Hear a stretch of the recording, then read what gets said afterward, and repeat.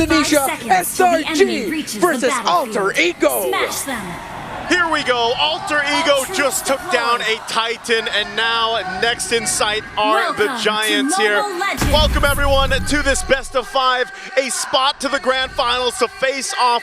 Rora from the Philippines is on the line, and it starts here. Brigida, how are we feeling? I mean, did you get some time to recalibrate after the last match, and now we jump into this one? Whoa, Hijime. Okay, I thought we'd be seeing another First Blood in less than a minute, but I'm first of all glad to see Patrick. Yeah. I'm glad to cast Patrick, Everyone but loves I'm it. very surprised to see it in Rome. And I guess this goes to show how deep Alter Ego and their pockets are in terms of bringing out these picks or these drafts. But then, overall, I just feel like momentum is definitely on their side. This is a draft that will enable them to keep fighting as much as they want. But SRG, just the same, since they have this very tanky lineup, they just have to find the right targets to go for. And I feel like that's why we're seeing these fast rotations come in. But so far, Alter Ego are just quick to reposition. And Arfi's been playing this matchup all day long. Freya up against Claude, and he seems to always do well on it. And even Nino getting bullied up top a little bit. It doesn't feel too bad because last game saw him behind 2 deaths and still carried. Yeah, I wonder how this is going to work out too, just because, again, like the panel mentioned, there's basically 3 very comfort picks that we just saw from the last series with Alter Ego. Again, I just feel like I've only seen basically that in the gold lane. It's typically Arfi putting pressure on the Claude as he should, and we know that how that scaling can go here for them. But even so, to see this Leo more into the hands of Yazuke, where he had to go ahead and deal with it from Carl Tizzi in the previous one, you know that they want to go ahead and start things strong. And even for Nino on the CC, I think that was such a big part of that Game 5 in the last series here. So, yeah, if I had to say anything, momentum-wise, Alter Ego Esports should have this with this kind of draft too. I mean, but SRG is going to go claim the turtle. Nice level 4 over to Cram just in time. A big Raven Spider comes down. Yazuke on the steed, looking for Yumes now. Yumes brought down low. Can Nino get the kill? Yazuke with First Blood. So a turtle for a kill.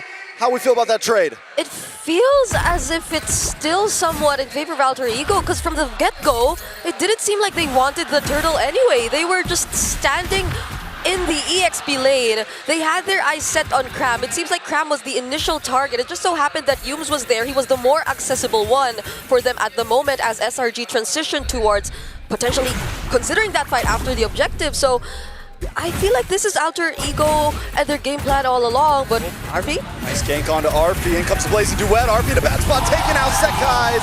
Able to get the kill. Look at Alec though.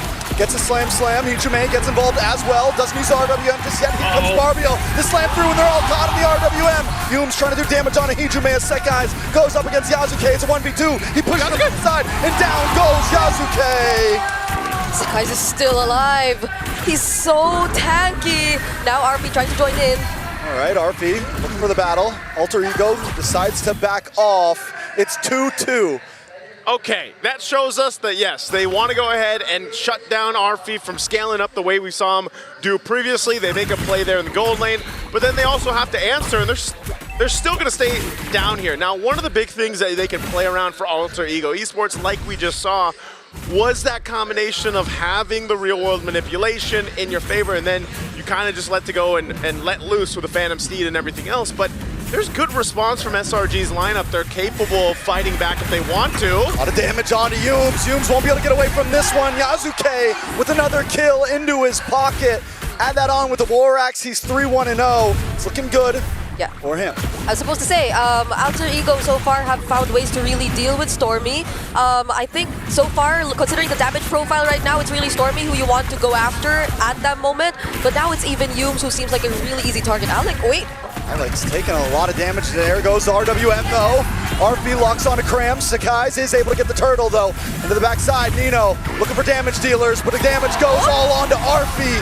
Graham able to get the kill, but Alter Ego don't want to let it go. Down to Sekai's. Hijime and Alec are moving forward. Another kill into the hands of Stormy as Yazuke bites one back. It's a 2-for-2. The turtle still goes to SRG. They just really want to keep fighting. That was Alec also burning the flicker just to force that dive under the tier 2, making sure that Yazuke too has company as he goes in for the dive. there's a, I don't know, it's like a hidden passive about the SpongeBob and Patrick skin. Like, you just want to fight them. There's something about it, man, and that's what happened. Alec was taking all that damage, and it started up that fight that was chosen by SRG. So, you know, amidst it all, some kills obviously went over to Alter Ego, and they had a good fight there, but SRG still maintains the lead. They do have still some control around the map. Who got it? Oh, did he get the orange buff? Yes. Yasuke will be able to get away safely with this. Cram moving on to Hijime. Yume's there as well. Alec looking to join the fray. A lot of damage with the Blazing Duet. Innocent able to get the kill on a Hijime. Alec's now in trouble. Next on the chopping block, he gets the slam, tries to bring him back, but he's caught in between 4 members. They're gonna jump him, they're gonna pound him down, and now Yasuke's on the run as well as wants to close the distance. Out comes the Phantom Steed. Innocent now getting involved as well as Yasuke picks up Yumes, flickers through, and Nino gets away safely. Oh my, that was a well-timed entry from Innocent. You saw it. Arfi was nowhere to be found during that instance, so there definitely was an advantage towards SRG. But Yasuke, though, the reset and him getting his ultimate for the second time around is still finding something out of that. It's still a really good stat line we're seeing, and he's still ahead of Sakai's. He wants to take the buff again. He's gonna take another one here with the pushback onto you. Comes Arfi with the Valkyrie descent. Sakai's gonna be in a lot of trouble here. One more hit and he does go down. Yasuke picks up the kill, and now Yasuke's on the run. Cram able to close the distance though. And now Stormy moving on Arfi. A nice stun onto Alec. The grab, slam. A nice Arfi to catch Stormy and Innocent. But Cram is taking him for a ride. Back onto the tower. Alec finally forced to run off, but Nino's under the tower. He doesn't care about the shots. He's gonna get the kill. But Innocent now look for the response with Blazing Duet. The Vengeance able to respond back, and we are back down to calm. Alter Ego wants to fight the Giants, and the Giants will always fight back. Again, all this for the buff pressure in the jungle is what's happening here. Third turtle is up.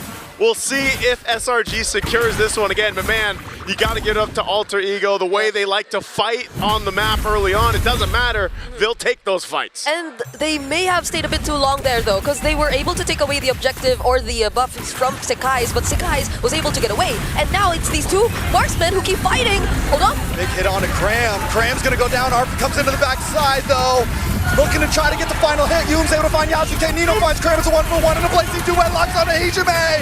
And he does go down. Innocent wants another. He's going to chase down Innocent. Doesn't have the BMI currently, but it's just a couple more shots. He finally flickers in. One more hit. But no! Cram won't go down like this. But he has to get off, and Innocent's just going to go again, but you can't chase him down with flying clouds. Walks into Stormy. Sakai's there as well. Now Nino in the back. Let's get under the base safely. What is going on? That's the curtain call. He could have reached.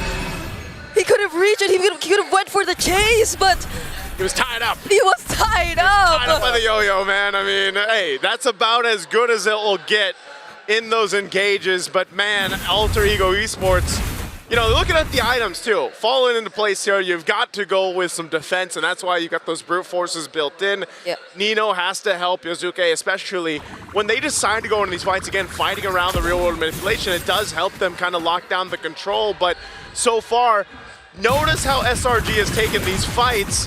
They also have pretty good defensiveness now too, with the couple chastised pauldrons they have, plus the Dom Mice on Yumes. He picks up his own, so they are going into these fights ready to just kind of brawl it out defensively. And Alter Ego does not have that just yet. They don't have a direct answer to Innocent, who, compared to what we've seen whenever Arfi on the Freya goes up against the Claude in their previous series against Liquid, seems to be performing much better on the Claude. These early decisions to join the fights, the amount of damage you get to see from him, and that Swift Trinity already completed in 9 minutes.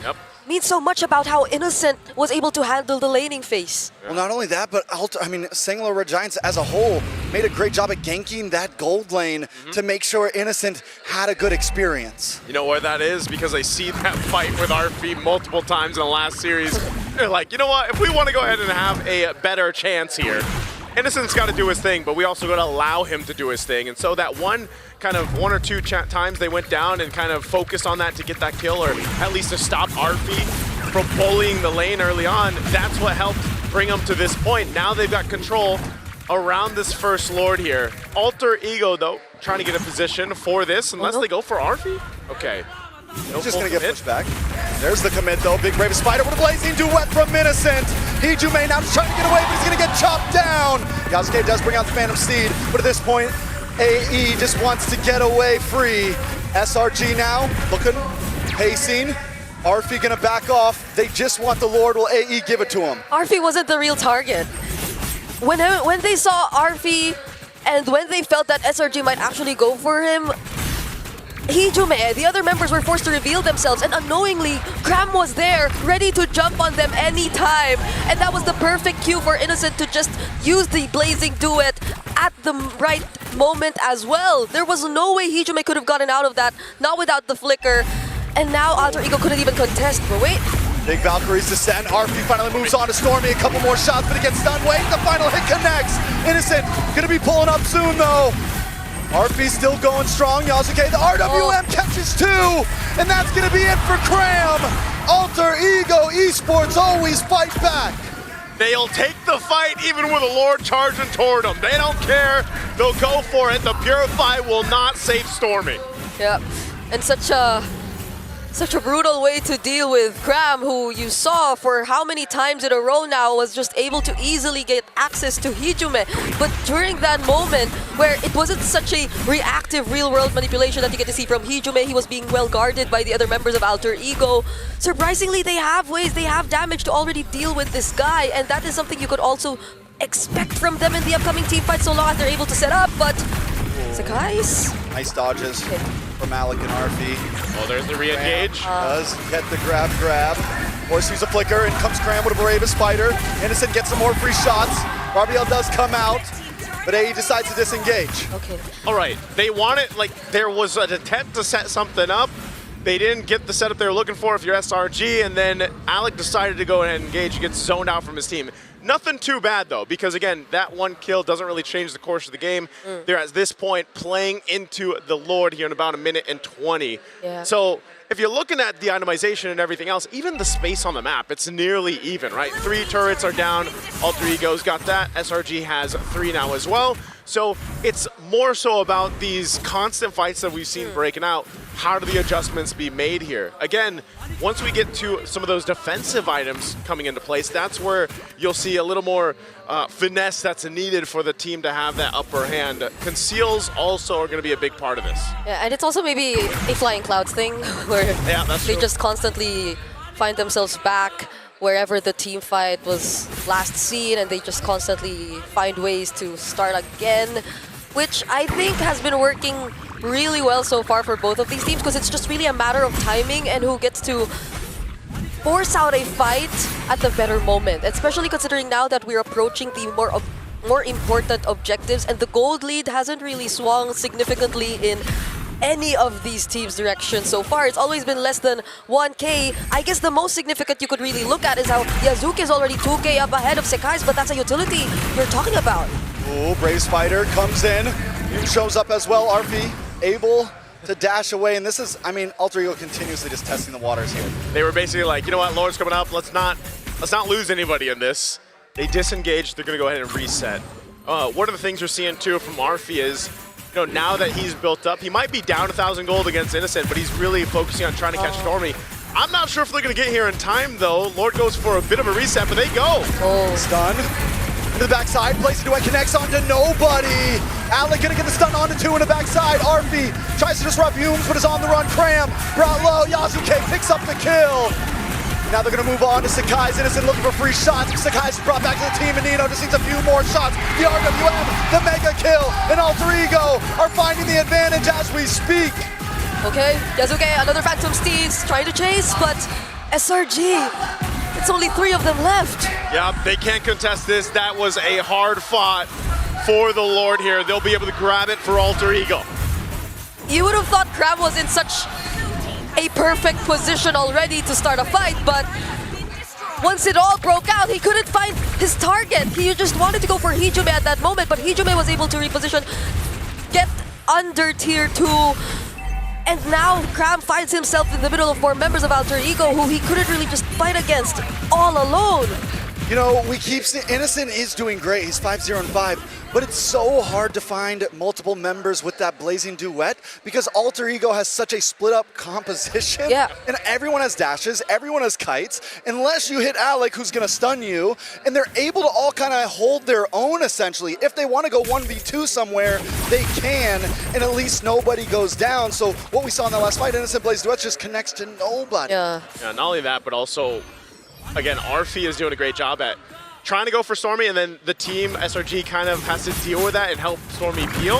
And that's why Cram ended up dying, because he was separated from the team. So that is going to continue to happen for these team fights, where you see that pressure towards that back line here. The Lord charges in.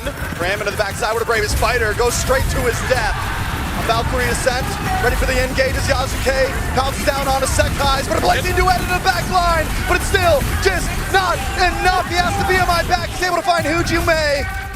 And now it's a 3v3. SRG defend the towers. Wow, Innocent threaded the needle there. He was one hit away from going down, but able to capitalize a kill.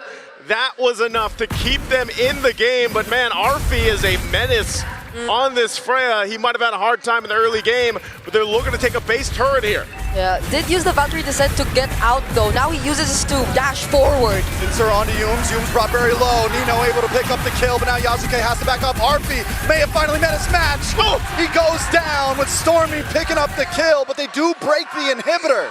Arfi's like, I want this kill. He wanted to kill Innocent, didn't even use the flicker, but he goes down. Ultimately, there's some damage on the turrets of the base of SRG. They lose the bottom turret, but still, nonetheless, they keep things mostly intact. 2 base turrets still up, some key defensive items being picked up as well. Now you've got the immortality in the hands of Yums. And yes, like you mentioned, Trex, one of the hard things about this is Innocent getting value out of the Blazing Duet. He does just pick up the Malefic Gun now, so he's got that Rose Gold and a Win in Nature for defense. Yeah, that's the hard thing, is actually getting use of the damage profile that you have, and that's why the panel mentioned this, that the damage profile of it and making it work is a little finicky, and you just got to be able to pull that off. So maybe that's why Arfi really wanted to force that, because he knew, I guess, 2 things. He was already full build, and there was no Winter Crown or Wind of Nature for Innocent. So he really wanted to force that first kill, but Crab. Gonna push the fight, a nice grab onto Cram, but wait a second, Yums is locking onto Arfi. Alter Ego might want to disengage on this one, not try to take the full fight. They're all down to about half health. Yeah, that's quite low. Yeah, it's gonna be enough time for them though to just reset and prep for the upcoming one. They'll be making sure that they take care of the waves though. Fortunately for them, 1 base turret's already down for SRG. Yeah, they can work this. Lord is up. Going to be started here. It will evolve shortly.